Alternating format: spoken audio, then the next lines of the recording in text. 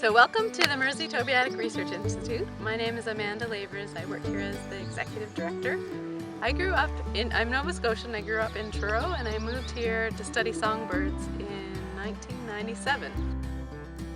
This is our field station you can see in the background where we have researchers come from all over Nova Scotia and right across Canada, sometimes even from other parts of the world, to come and conduct their research right here in southwestern Nova Scotia.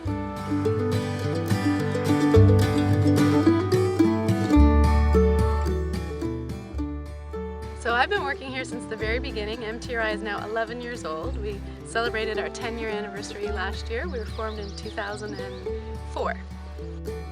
I was feeling kinda blue, sitting by myself, looking like a dusty book on a forgotten shelf. It's feeling a bit lazy, it's feeling like I had nothing to do.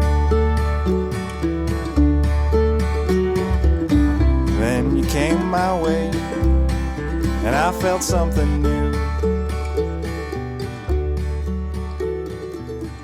I sat down and talked to Wendy Wino, who's the Administrative Coordinator at MTRI. How long have you worked here? I have worked here, it will be 7 years in October. And where are you originally from? I'm originally from Port Mattoon.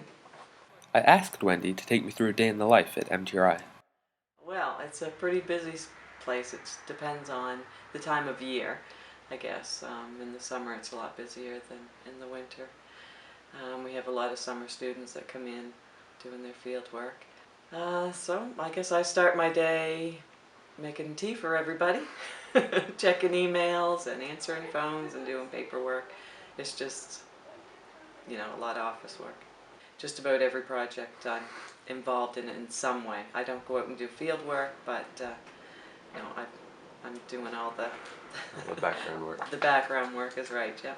So what is your favorite thing at MTRI, or about MTRI? I think it's the people. It's a really good bunch of people to work for and work with. Yeah, it's like a family here.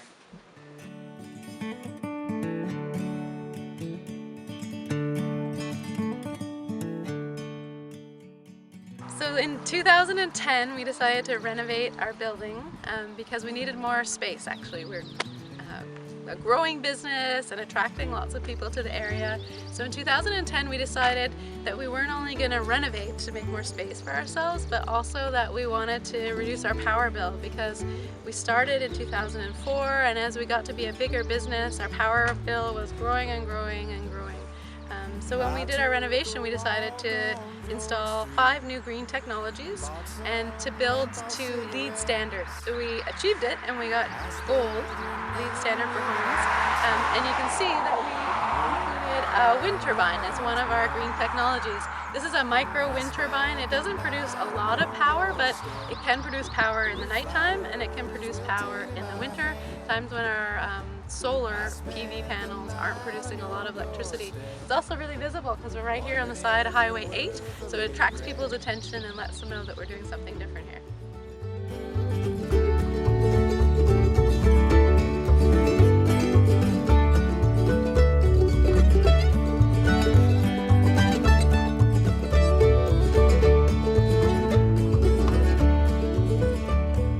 I threw your flowers in the harbor. Another one of our green technologies is this heating unit, which is called a can solaire heating unit. It's here on the side of our addition. The air is piped through this unit. If you look closely, you can actually see there really are pop cans. This unit is manufactured in Newfoundland, and it's a whole bunch of pop cans that are painted black. And we force air through the unit, and then it blows back into our bedroom, which is a place where researchers can stay overnight. I spent the night on your doorstep with flowers wilting in my hand. So on the roof of our building we have 2 different kinds of solar collectors. We have at the back evacuated tubes which heat up hot water, which is great for us because we have the most people staying here overnight and using showers and using hot water in the summertime, and that's when we get the most solar gain. So our solar hot water actually is one of the best green technologies we have, and for people in their homes it's the best bang for their buck. So you can actually pay off a solar hot water system in an average house in about 10 years. We also have on our roof here photovoltaic panels which collect the sun's energy in order to produce electricity for us. So we feed back to the grid, back to Nova Scotia Power, and then they subtract that amount off of our bill every month. With flowers wilting in my hands, I spent the night on your doorstep. MTRI is a charity-based organisation that attracts lots of volunteers to help with its many projects. I spoke to Jeff and Gabrielle, 2 volunteers working at MTRI. My name is Jeff Kraft and I'm a volunteer, retired volunteer. I've been around here for 5 or 6 years. I arrived here around 7:38 and I await my orders of the day from Wendy or whoever. I work at anything they give me and it's possible to do. This room I helped build. I helped build a 12 by 12 cabin up on the hill. I planted fruit trees and berry bushes. The logic of nature, you know, it's reality. Nature is reality, and that's why I like it. With flowers wilting in my hand, I spent the night on your... My name is Gabrielle Thiroux-Loisel, and I'm a volunteer at MTRI. And where are you originally from? I'm from Quebec. It's been 2 months now, yeah.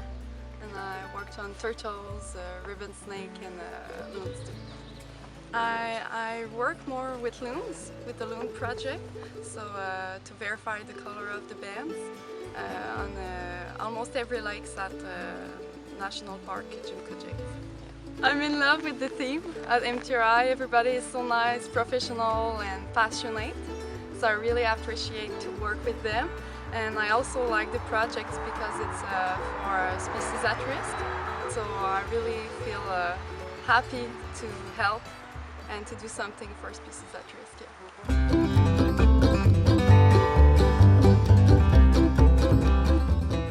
Along with volunteers, MTRI employs several core staff and summer student researchers to coordinate its programs. I asked Tommy, Leah and Jane to tell me a bit more about these programs. I'm Tom Lutz and I'm a forest technician at MTRI. I've been working here for about 8 months. I'm working on our FSC woodlot certification program and with our old growth forest project. MTRI helps provide sustainable woodlot management plans through the Forest Stewardship Council in Canada. And essentially what we do is landowners who have private land can get a management plan so they can manage their property sustainably in a way that they can be proud of what they're doing and potentially harvest a little bit of fiber off and maybe make some money, but also manage for ecological values. My favorite things about MTRI are definitely working out in the woods and outdoors as much as possible and dealing with our community. It's a vibrant place in the Kent, Caledonia area and it's really rewarding. So there's no point calling out my name, and for me it's all the same. My name is Leah Vino and I am the information coordinator for the MTRI Research Institute. This is actually my 6th summer in a row.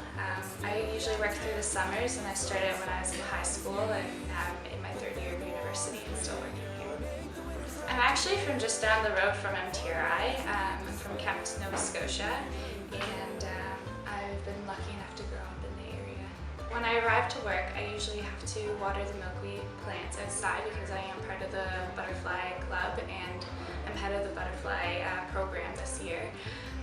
So water those and make sure they're healthy, feeding them, that kind of thing. And then I usually am updating the database of new members and trying to make connections with people across Nova Scotia to get more members involved in the butterfly club. So that could be emailing, phone calls, radio, TV, that kind of thing. Having grown up here, I was able to see when MTRI first opened. and it was amazing, all the outreach programs that they had for the public, and it's kind of like the citizen science aspects of it, whereas they're just trying to reach out, let people know what's going on, and it's really fun now that I'm older to be a part of that and have an opportunity to give that to people who were my age or who are my age at that time.